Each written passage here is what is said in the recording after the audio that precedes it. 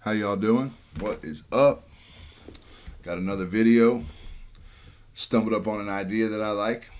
A lot of times they pack a lot of information in shorts and they take some of the best information out of videos and highlight them. So I'm going to start putting together a little playlist of shorts and reacting to those shorts. 5 to 7 shorts, whatever. Not all the time, but sometimes. I like that flavor. You don't have to go through a whole segment actually to make a bunch of, important points or speak about things. Anyway, I appreciate you checking out this video. Please like the video, subscribe to the channel, and I would really appreciate it if you watch these videos. Every now and then leave a comment, your opinion, a hello, anything. Any type of interaction with the videos, whether it's likes, comments, it helps in the algorithm. I don't know a lot about it. I just know that the more interaction that you have on your videos, the higher up, the more chance you have to get on people's, it's a whole science behind it. I am not at all solid in knowledge on it. I know enough to know that I would really appreciate if you like, subscribe, comment, and hit the notification bell if you just really want to go in. Like, yeah. Anyway, so I labeled this batch of shorts here, Make It Make Sense. And I think I'm going to keep that as a playlist name. And anytime I find a short, as I'm strolling along the landscape and I need it to be made to make sense to me, I'll throw it in there and we'll talk about it. We're just going to get right into it. I'm not going to give any context. These are all very self-explanatory. Make it make sense, number 1. A transgender person who committed 2 rapes when identifying as a man, rapes of women, and before the court case started, it had transitioned to become a woman, and then when he was convicted... Okay, just for clarity here, this was a man, a biological male. He was going on trial for raping 2 women. I don't know if he got convicted or what, but anyway, somewhere during that time, he had an epiphany. And he realized that what his problem has been all this time is that he's not a boy. He's a girl. So he identified as a she before it was time for sentencing. So he goes in as a male suspect for 2 rapes on biological women. Comes to the conclusion that he is also a woman. And then, of course, this person allowed this trans person to then be put into a woman's prison as a woman who had literally got a penis and raped 2 women. What do you make of that? She was put into a woman's prison, but in a segregation unit where she had no contact with other women. You're saying she, so you presumably think that she is a woman, and yet she is being moved to a male prison because nobody else actually now thinks she is actually a woman. She's a man with a penis who raped 2 women. I mean, that's the reality. Even her ex, or his or her or person, whatever, their ex-wife said that this is all a complete scam to game the system and get into a softer prison. As a 43-year-old. Okay, before we get into this second one here, something I want to say. I have some very opinionated thoughts on a couple of issues dealing with, wokeness and inclusion and all these things that are supposed to be so much better than what we already have. One of my main issues is, where are the women at? I have 2 daughters. One of them is in high school. The other one is in elementary school. And I wonder, for their sake, where are the women? Where are the biological women? I understand there's women out there. Riley Gaines comes to mind. I love her. She has just been a great champion for this common sense.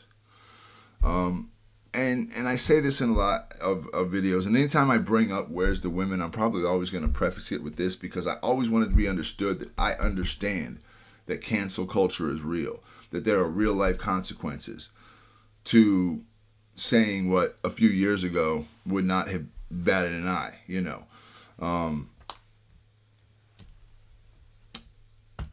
You just become transphobic at any type of pushback on anything that they're trying to shove down your throat. But with all that said, where are the women? This is not okay. I think that the more voices that speak up on the side of reason, I think that's the only thing that's ultimately going to push this back a little bit. Because I don't care nothing about transgender, be trans, be what, I don't give a fuck. I don't care. Really don't. But the way that this is unfolding, it's just, it doesn't make sense. These things are common sense. So where are the women? Old transgender woman who has dropped down from about 100. Okay, 43-year-old transgender woman. Now, I'm sure most of you already know what that is. I feel that I will have a lot of people watching this, first time, whatever, might not know all the lingo. It changes a lot, but there are some, foundations. So transgender woman, born a biological male, born with a penis, but is now a 43-year-old trans woman. That when he was a man, weighed about 180 pounds. And when he became she, 180 pounds to 145 pounds. 145. I can tell you, when I go to the... So drop now. He shed some of his male weight. And got herself all the way down to 145.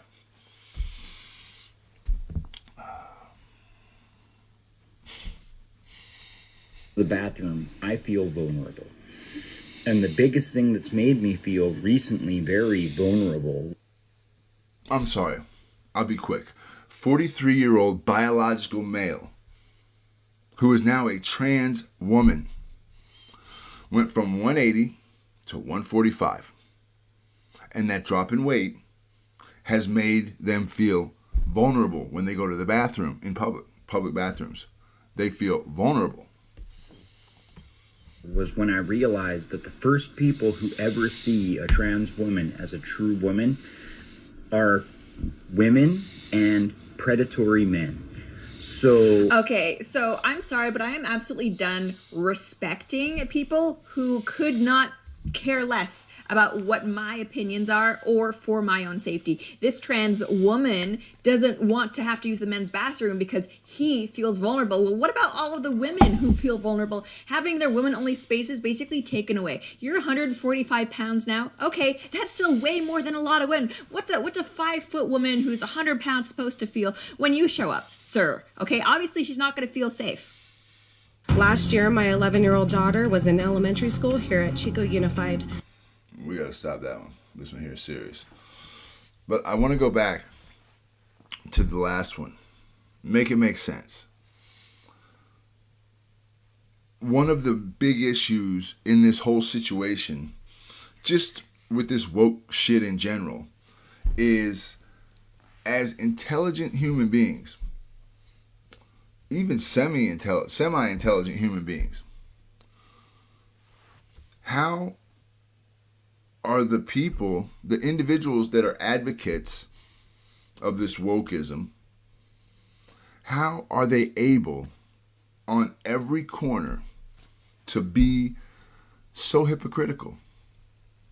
woefully hypocritical, and see nothing wrong with it. There is no comparison.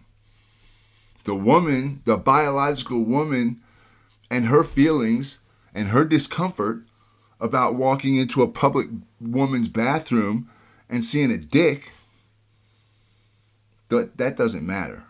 The only thing that matters is that the person that's in the biological women's bathroom with the dick doesn't feel the ways. We have to affirm, stand by, yada yada.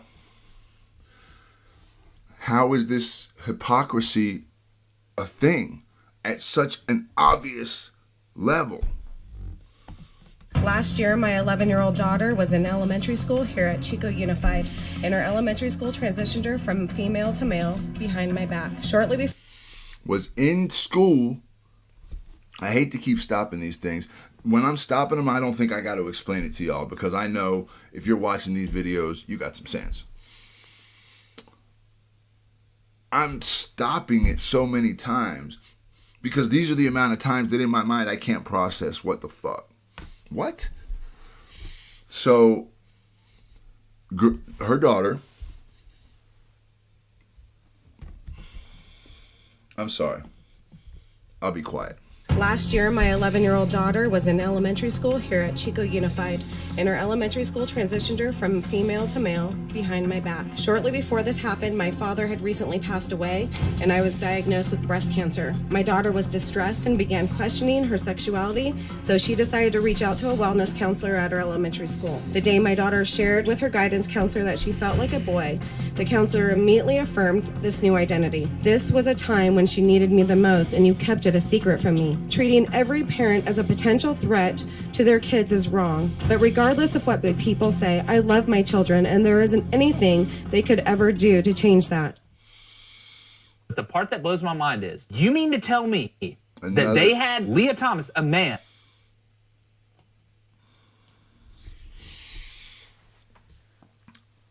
Another thing that's difficult for me to wrap my hands around is that the argument from the schools and the teachers and the counselors in the secrecy and not reaching out to the parents if they are aware of the fact that the child may have expressed some confusion or curiosity or desire, to talk about the other sex, or I feel like I'm this, or we can have that conversation. Kids are trying to figure it all out. And I don't understand a system that doesn't have the parents of the children responsible by default for a lot of things. Now, that's not to say that all parents take that responsibility, but for the ones that do,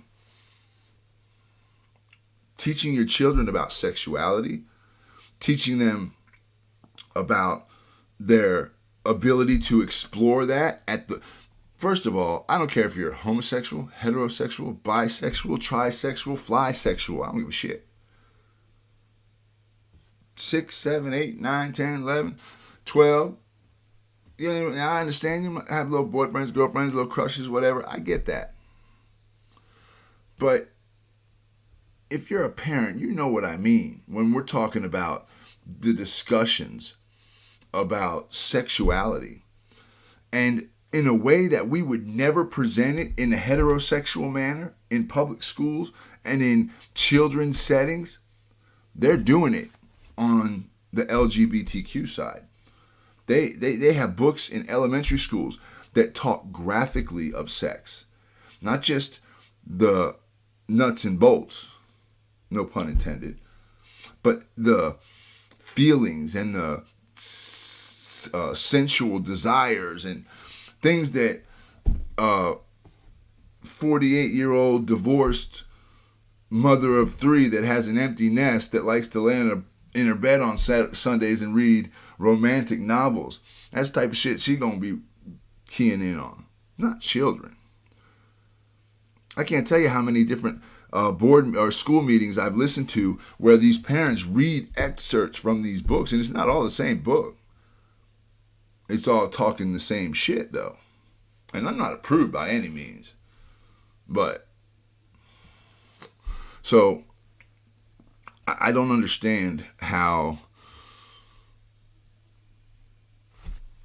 this is all just so normalized. Let me get through these, man. The part that blows my mind is, you mean to tell me that they had Leah Thomas, a man with male parts, going into a female locker room and changing in front of you guys while y'all were undressing biological females, and that's allowed to happen? Exactly. Of course we knew going into the meet. I'm sorry. Listen to this shit. If you're interested to learn, to get the perspective of somebody that's in the mix of it and has been affected by this woke BS, check up on Riley Gaines. She is extremely intelligent. She is coming from an extremely fair place. She's not being hateful. Listen to this. A college meet, a swim meet, SEC, big schools. This is a big deal. We would be competing against each other. But we were not forewarned in any capacity that we would be sharing a locker room. And so the swimming locker room, it's not necessarily a place of modesty. You put these suits on that are like skin tight. It takes like 15 minutes to put these suits on. So it's... These are all women. College women, what, between the ages of 18 and 22? In a locker room, doing the womanly things that you do as a member of a sports team, same way men do in their locker room, bullshitting around, and you're not thinking around, you on the shower, you don't like walk butt naked to the shower, whatever, it ain't nothing. Well, I'm sure women have it the same way. They're comfortable. That's their zone. That's their peers. These are the best swimmers in the country. They're meeting up. They gon' swim and talk a little shit while doing it. They ain't in the locker room. A process to which, of course, you have to be undressed. I was in the locker room, obviously putting my suit on, and all of a sudden it got dead silent. I turn around. I mean, this person's towering over every other person in the locker room, drops the clothes, full male, like a fully intact male with male genitalia, and almost subconsciously you just cover. I thought I was missing something. I thought, why is no one talking about this? Let's have a look at the way that the reporting on the efficacy of vaccines has changed in the last 2 years. Surprising stuff. This is a good one too. Dang it. This video is running a little long, but that's okay. If you're interested, you're going to keep watching. So I'm going to try to cut it down, cut it short, but this last one you got to see. One thing I want to mention and reiterate, they did not tell these women that they were going to have a biological male in their locker room. I don't care what you say, trans women are women, yada, yada, yada. That's not true. But think what you want. I don't care. Whatever your ideology is. Let's think on a human level here. There are young women with no clothes on for an extended amount of time in these locker rooms, even if it's 5 to 8, 10 minutes. She said it takes about 15 minutes to get everything put together right. And nobody mentioned to them that there was going to be somebody that was going to have a dick and be naked in the locker room just like them at the same time they were. Nobody bothered to mention it. Where's the women on the staff? Where's the compassion? Where's the fucking... We have to be so sensitively kind. But we can do that to the women? The biological women? All right, let's move on to this. This is funny. This is about vaccines. That the reporting on the efficacy of vaccines has changed in the last 2 years. Surprising stuff. All these right here, they're going to be running through them fast. All these right now are 100%. They say Johnson & Johnson asks for booster go-ahead, says second vaccine dose provides 100% COVID protection. 100% good. That's good. If something's 100% effective, take it. All right, 99%. It's 99. That's just 1%, less than 100. 98, no, so it's still nearly 99. It's nearly 100%, nearly. Now, just to clarify, these are all pieces of information that are coming out in the media at different times. And as each month and quarter and yada yada goes by, new shit comes out, and the numbers are always getting lower. We're at 89% now, by the way. 89%, still very high. 81. We're pretty sure 80. that is effective. 78. It's roughly 3/4 effective. It's over 50% effective. Take 2 of them, you're at 100. It's nearly 1/3 effective. You might need a booster. Yeah, listen, these vaccines, talk to your doctor. You've banned that. Oh. All right. So, by the way, if you like to hear this type of information, Russell Brand, I love him. I really didn't give him a chance until just very recently. I don't know if it was the accent. I thought he was a little bit more woke, maybe. I don't know. Judge the book by its cover. I'm not sure, but I'm glad that I gave him a chance because, man, he's deep and he talks some good shit. Check him out. Every one of these that I put up on here, I'll put a link in the description so you can go check out their stuff. I appreciate you watching. We at 21 and some change. I'm going to cut this one. I guess cutting it short sounds like bullshit at 21 minutes, right? But anyway, I appreciate y'all, man. I'm going to have these coming out. Check out the channel. Like it, subscribe, notifications, leave a comment. I'll comment back. We'll have a whole conversation. We'll raise the video up to the... I appreciate y'all, man.